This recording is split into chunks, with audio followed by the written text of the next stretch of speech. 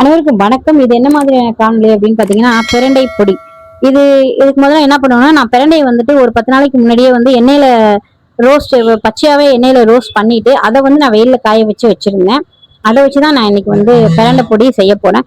அதுக்கு வந்துட்டு நான் கொஞ்சமா பேன்ல வந்து எண்ணெய் ஊத்திக்கிட்டு அதுல வந்து கடலைப்பருப்பு போட்டிருக்கேன், கருப்பு உளுந்து போட்டிருக்கேன், அதுக்கப்புறம் தனியா போட்டிருக்கேன், கொஞ்சமா வந்துட்டு அரிசி போட்டிருக்கேன், அப்புறம் வந்து பாத்தீங்கன்னா வெள்ளைப்பூடு, பச்சை மிளகா, பட்டை மிளகா, அப்புறம் வந்துட்டு கருவேப்பிலை சேர்த்துருக்கேன், உப்பு சேர்த்துருக்கேன், பெருங்காயம் சேர்த்துருக்கேன். சேர்த்துட்டு ஆல்ரெடி நான் பிரண்டையை வந்துட்டு எண்ணெயில வாட்டி எடுத்து வச்சிருக்கிறேன். இதோட வந்து நான் என்ன பண்ணிடுவேன்னு பார்த்தீங்கன்னா, நம்ம மிளகும் சின்ன சீரகமும் கொஞ்சமா சேர்த்து நம்ம இதை அரைச்சிட்டோம் அப்படின்னா வந்துட்டு இது பிரண்டை பொடி. ரொம்ப கால்சியம் வந்து நிறைஞ்ச ஒரு இட்லி பொடி. இதை வந்து நம்ம இட்லிக்கும் சாப்பிட்டுக்கலாம், கொஞ்சமா நெய் போட்டு சாதத்துக்கும் சாப்பிட்டு